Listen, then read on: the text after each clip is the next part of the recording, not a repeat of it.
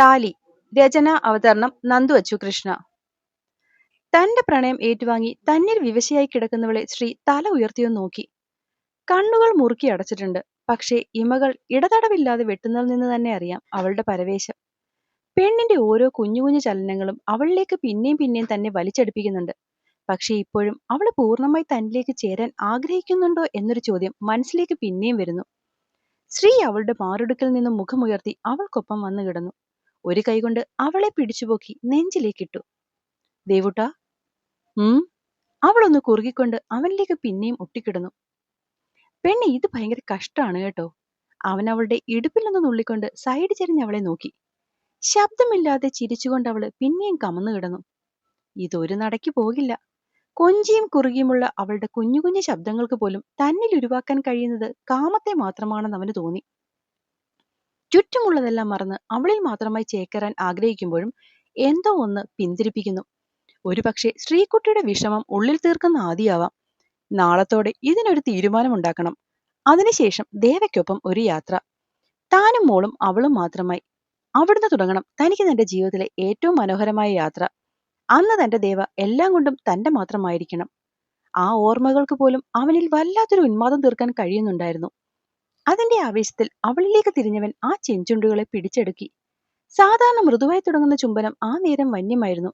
പല്ലുകൾ പലപ്പോഴും അവളുടെ ചുണ്ടിലേക്ക് ആഴ്ന്നിറങ്ങി. കൈവിരലുകൾ പലപ്പോഴും അവളുടെ മൃദുലതകളെ വേദനിപ്പിച്ചു. അതിൽ നിന്നുരുവാകുന്ന സീൽക്കാരങ്ങൾ അവനെ ഉന്മത്തനാക്കി. ഇടയിലെപ്പോഴോ ശ്വാസമെടുക്കാൻ പാടുപെടുന്ന നിമിഷത്തിൽ അവൾ അവനെ ആയത്തിൽ തള്ളി നീക്കി. ആ സമയം രണ്ടുപേരുടെയും ഹൃദയതാളം വല്ലാതെ മുറുകിപ്പോയിരുന്നു. അതിനൊരു ആശ്രയം എന്ന പോലെ അവൻ അവളുടെ വയറ്റിലേക്ക് മുഖം പൂഴ്ത്തി. വേലിയിറക്കം പോലെ ഉള്ളിലേക്ക് വലിഞ്ഞുപോയ ആ അണിവയറിൽ അവൻ പലതവണ ചുണ്ടുകൾ അമർത്തി. ഓരോ ഏങ്ങലും അവന് പിന്നെയും ആവേശം നൽകി. മൂക്കും നാവും കൊണ്ട് നാഭിച്ചുഴിയിൽ ഇക്കിളിയാക്കി തുടങ്ങിയതും മിത്തു ഒന്നുയർന്നു പൊങ്ങി അവന്റെ മുഖം വലിച്ചു മാറ്റി. അതിൽ ഒരപേക്ഷയുണ്ടായിരുന്നു. പ്ലീസ്, മതി. ചുണ്ടുകൾ മൊഴിയുമ്പോഴേക്കും കണ്ണുകൾ കൂമ്പി അടഞ്ഞിരുന്നു. അത് കണ്ടതും അവന് ചിരിയും സന്തോഷവും ഒരുപോലെ വന്നു. തന്റെ ദേവ, അവള് തന്നെ അംഗീകരിക്കാൻ തുടങ്ങിയിരിക്കുന്നു. ഇനി അവളിലേക്ക് തനിക്കധികം ദൂരമില്ല. അവൻ അവൾക്കരികിലേക്ക് ചെന്നവളെ കെട്ടിപ്പിടിച്ച് കഴുത്തിടുക്കിലേക്ക് മുഖം അമർത്തി കുറച്ചുനേരം അങ്ങനെ കിടന്നു. അല്പം കഴിഞ്ഞ് നോക്കുമ്പോൾ കണ്ടത് തന്റെ തോളിലേക്ക് മുഖം പൂഴ്ത്തി സുഖമായി ഉറങ്ങുന്നവളെയാണ്. സത്യം പറഞ്ഞാൽ അവൾ ഉറങ്ങിയെന്ന് കണ്ടതും ശ്രീ ശരിക്കും ഞെട്ടിപ്പോയി. ഇത്രയും നേരം തന്റെ തലോടലിലും തഴുകലിലും കുറുമ്പും കുസൃതിയുമായി തന്നോട് പറ്റിച്ചേർന്ന് കിടന്നവളാണ് ഒരൊറ്റ നിമിഷം കൊണ്ട് ഇങ്ങനെ.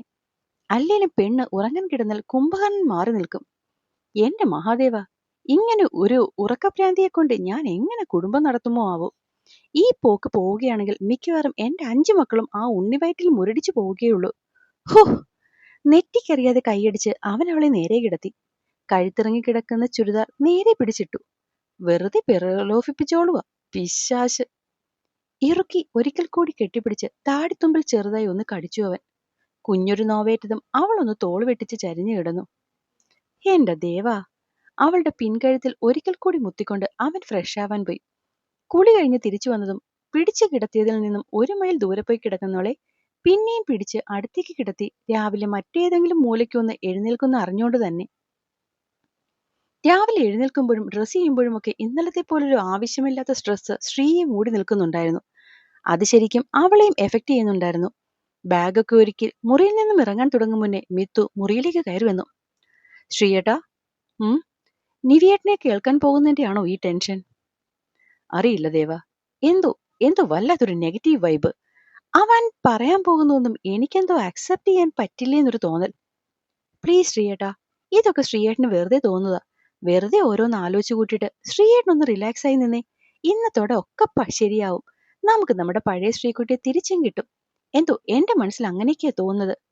പുഞ്ചിരിയോടെ തന്റെ മുഖത്ത് നോക്കുന്നവളുടെ സന്തോഷം കളയാൻ വയ്യാത്തത് കൊണ്ട് മാത്രം അവളുടെ കവളിൽ ഒന്ന് തട്ടി ചിരിച്ചെന്ന് വരുത്തി. അത് ഉള്ളിൽ തട്ടിയുള്ള സന്തോഷമല്ല, മറിച്ച് തന്നെ കാണിക്കാനുള്ളതാണെന്ന് അറിഞ്ഞുകൊണ്ട് തന്നെ അവളും ഒന്ന് ചെറുതായി തലകുലുക്കി. അവന്റെ കയ്യിലിരുന്ന് ബാഗ് വാങ്ങി പിന്നാലെ നടക്കുമ്പോൾ തന്നെ കേട്ടിരുന്നു താഴെ നിന്നുള്ള ബഹളം. ഇടയ്ക്കെപ്പോഴോ കുഞ്ഞൂട്ടന്റെ ശബ്ദം കേട്ടതും സ്ത്രീയെ തള്ളിമാറ്റി അവൾ സ്റ്റെപ്പിറങ്ങി ഓടിച്ചെന്നു. വെപ്രാളം പിടിച്ച് താഴെ ചെല്ലുമ്പോൾ കണ്ടു കുഞ്ഞുണ്ണിയെ കയ്യിലെടുത്ത് ഉമ്മ കൊടുക്കുന്ന സതിയമ്മേ. ഒപ്പം അവനെ എടുക്കാനും കടിക്കാനും ഒക്കെ നോക്കുന്ന കുഞ്ഞാറ്റയും. കണ്ണുകൾ പെട്ടെന്ന് ചുറ്റും തിരിഞ്ഞു. നിവിയേട്ടൻ. പിന്നെയും ഒരിക്കൽ കൂടി നോക്കി. ആ നോട്ടം മനസ്സിലായതുകൊണ്ടാവും അവൾ ഒപ്പമില്ലെന്നുള്ള രീതിയിൽ ഏട്ടൻ തല ചലിപ്പിച്ചത്. അവൾ വരില്ലെന്നറിയാമായിരുന്നെങ്കിലും അവരെ കണ്ടപ്പോൾ വെറുതെ പ്രതീക്ഷിച്ചു. ഇതിനിടയിൽ സതിയമ്മ കുഞ്ഞിനെ ഊട്ടാനായി ഇഡലിയും ചമ്മന്തിയും ഒക്കെ ചെക്കി ഉടച്ചുകൊണ്ട് വന്നു. അമ്മമ്മയുടെ കുഞ്ഞാവൊന്നും കഴിച്ചില്ലല്ലോ അല്ലേ? പോട്ടെ കേട്ടോ. അമ്മമ്മ എന്റെ ചക്കരയ്ക്ക് മാമൻ തരാമേ. അമ്മമ്മയുടെ കുഞ്ഞുണ്ണി കൃഷ്ണൻ. അവനെ കൊഞ്ചിച്ചുകൊണ്ട് ഓരോ ഉരുളകൾ വായിൽ വെച്ച് കൊടുക്കുന്നതിനിടയിലും സതിയമ്മയുടെ കണ്ണുകൾ നിറഞ്ഞൊഴുകുന്നുണ്ടായിരുന്നു. അവരെ തന്നെ നോക്കി നിൽക്കുന്ന ആരുടെയും കണ്ണുകൾ നിറയ്ക്കാൻ ആ കാഴ്ചയൊന്ന് ധാരാളമായിരുന്നു. അതേസമയം ശ്രീയുടെ കണ്ണുകൾ നിവിയിലായിരുന്നു. ഒറ്റ ദിവസം കൊണ്ട് ഏകദേശം പാതിയായ പോലെ. ശ്രീ അവനോടൊന്നും ചോദിക്കാൻ നിന്നില്ല.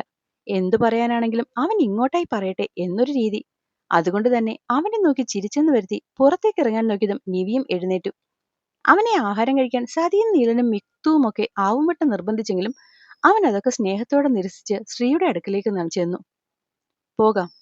ശ്രീയുടെ കാറിന്റെ മുന്നിലേക്ക് കയറിയിരുന്നവൻ പറഞ്ഞതും കൂടുതൽ ചോദ്യങ്ങളും പറച്ചിലും ഒന്നുമില്ലാതെ ശ്രീ കാറെടുത്തു. അത് നേരെ പോയി നിന്നത് ചെറിയൊരു തോടിന്റെ അരികിലേക്കാണ്. അവരുടെ സ്ഥിരം സങ്കേതങ്ങളിൽ ഒന്ന്. വണ്ടി സൈഡിൽ ഒതുക്കിക്കൊണ്ട് ശ്രീ പുറത്തേക്കിറങ്ങി. പിന്നാലെ നിവിയും. ചാഞ്ഞു കിടക്കുന്ന മരത്തിന്റെ താഴെ കെട്ടിരുന്ന് കൽപ്പടവിൽ അവർ പോയിരുന്നു.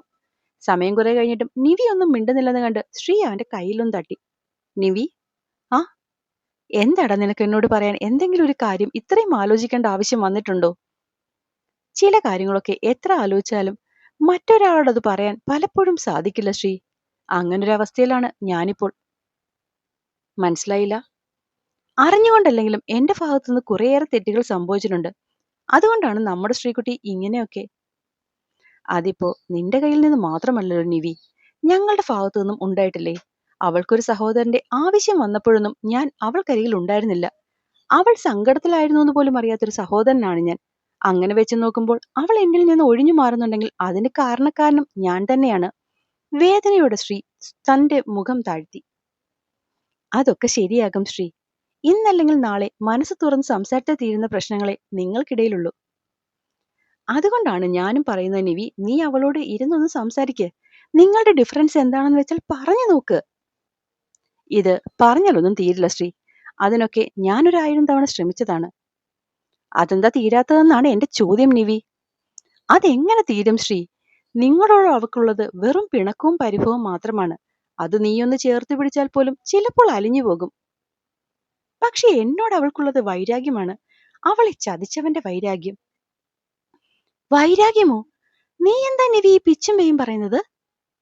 നിനക്ക് തോന്നുന്നുണ്ടോ ശ്രീ വിടുവായിത്തരം പറയാൻ വേണ്ടി ഞാൻ നിന്നെ വിളിച്ചുകൊണ്ടുവരുമെന്ന്? തോടിന്റെ അരികിൽ സ്ഥാപിച്ചിരിക്കുന്ന മരപ്പലയിൽ ഇരിക്കുമ്പോൾ പടവെട്ടി നേടിയ രാജ്യം കയ്യകളിൽ നഷ്ടമായ രാജാവിന്റെ അവസ്ഥയിലായിരുന്നു നിവി. നിവി, നിനക്ക് ഞാൻ പറയുന്നതൊക്കെ മനസ്സിലാകണമെങ്കിൽ നീ എന്നെ ആദ്യം മുതൽ കേൾക്കേണ്ടി വരും ശ്രീ.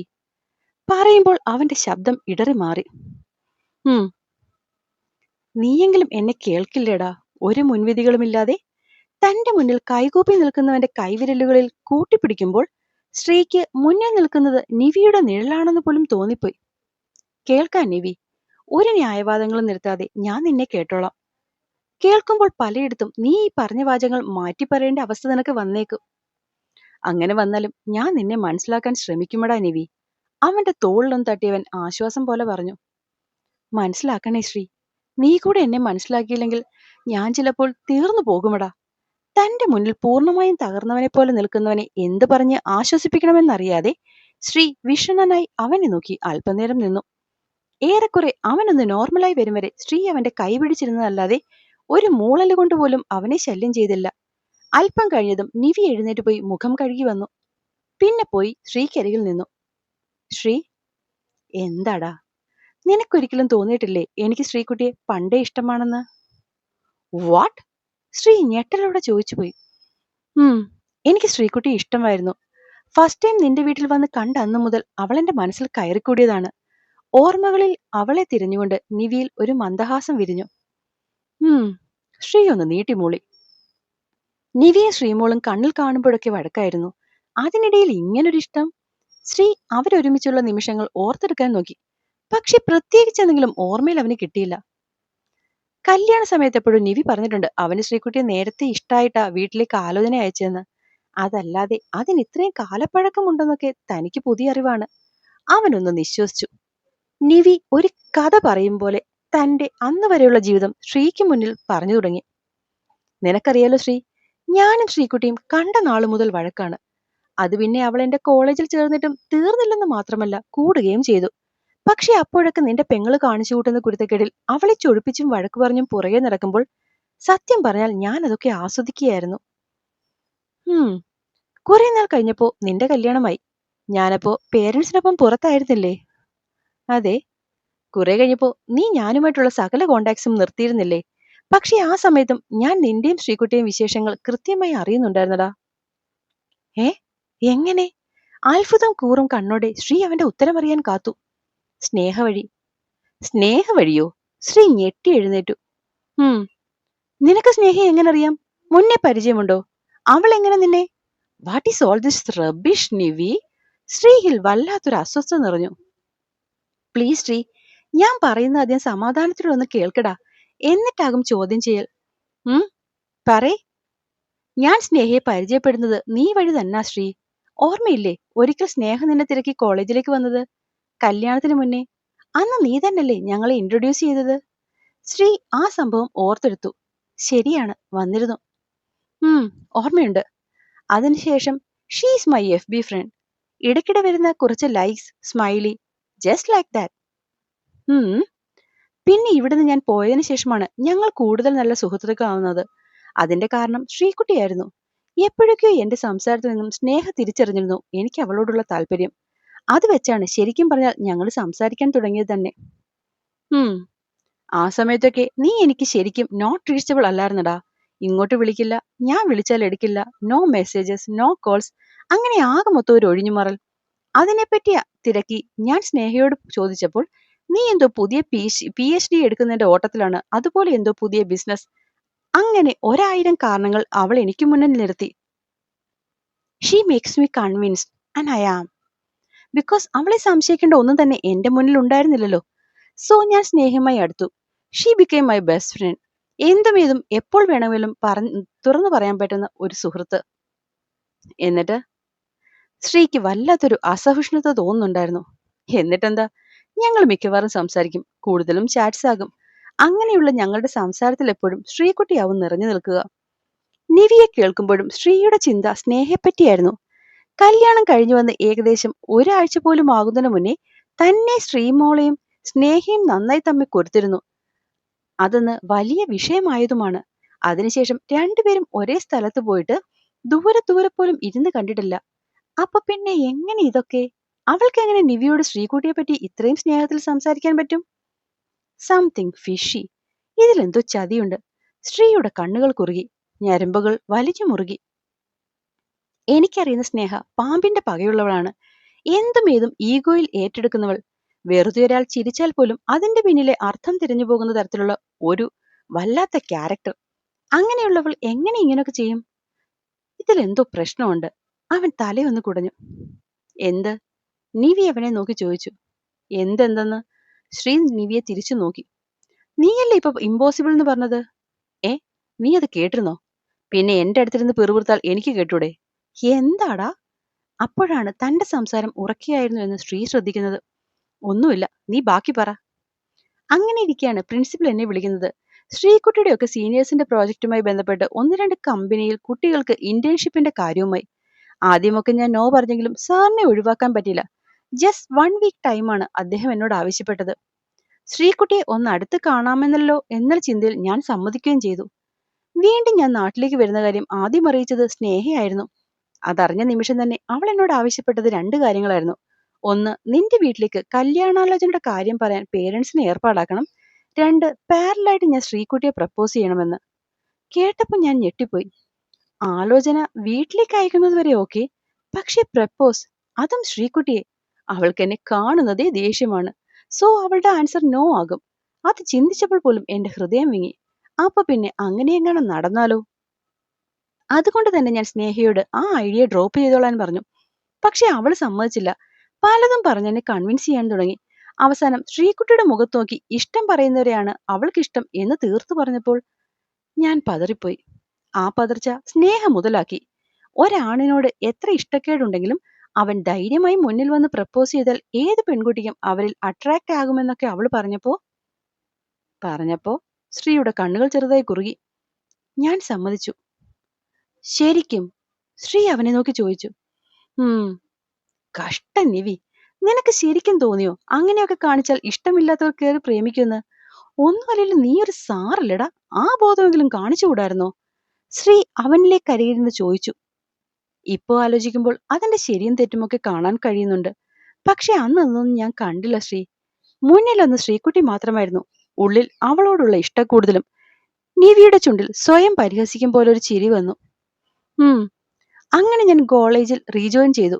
പക്ഷെ ഇവിടേക്ക് വരെ മുന്നേ ഞാൻ നിന്നെ കാണാനാണ് പേരൻസിന്റെ ഒപ്പം വന്നേ. അന്ന് നീ ഇവിടെ ഉണ്ടായിരുന്നില്ല. വയനാട്ടിലോ മറ്റോ ആയിരുന്നു. ശരിയാണ്. അന്ന് താൻ ദേവയ്ക്കും അങ്കിളിനുമൊപ്പം അവരുടെ കൂടെയായിരുന്നു. പിന്നെ 2 ദിവസം കഴിഞ്ഞ് വീട്ടിൽ ചെല്ലുമ്പോ ആണ് അറിയുന്നത് നിവിയെ പറ്റിയും പ്രപ്പോസലിനെ പറ്റിയും ഒക്കെ. അന്ന് താൻ അവനെ വിളിച്ചിരുന്നു. പക്ഷെ കൂടുതൽ എന്തെങ്കിലും പറയും മുന്നേ അവൻ ഫോൺ വെച്ചിരുന്നു. ഞാനും നിന്നെ വിളിച്ചപ്പോ പക്ഷെ നീ കൂടുതലൊന്നും സംസാരിക്കാതെയല്ലേ വെച്ചേ? അതെന്തായിരുന്നു കാരണം? ഓർത്തെടുക്കുമ്പോൾ ശ്രീ ചോദിച്ചു. എന്ത് സംസാരിക്കാനാണടാ നിന്നോട്? മനസ്സിലായില്ല. കാലങ്ങളായി കൊണ്ടു നടന്ന പെണ്ണിന്റെ മനസ്സിൽ ഞാനല്ലെന്നറിഞ്ഞു നിൽക്കുന്നവൻ പിന്നെ എങ്ങനെയാടാ നിന്നോട് പെരുമാറിയിരുന്നത്? ഏ അപ്പൊ നീ അവളെ പ്രപ്പോസ് ചെയ്തിരുന്നോ? ഉം എന്നിട്ട് എന്നിട്ട് അവളെന്താ പറഞ്ഞേ? നിന്നെ ഇഷ്ടമല്ലെന്ന് മുഖത്തടിച്ച പോലെ പറഞ്ഞോ? ഇല്ല. പിന്നെ അവൾക്ക് ഇഷ്ടമാണെന്ന് പറഞ്ഞു. ഏ നിന്നെയോ? അല്ല, മുഹമ്മദ് ഇസഹാക്ക് റാവുത്തറിനെ. അപ്പോൾ അടുത്ത ഭാഗവുമായിട്ട് നാളെ കാണാം. അപ്പൊ കൂട്ടുകാർക്കൊക്കെ കഥ ഇഷ്ടമാവുന്നുണ്ടെങ്കിൽ ഒന്ന് സബ്സ്ക്രൈബ് ചെയ്തുകൂടി സപ്പോർട്ട് ചെയ്യണേ. നന്ദി.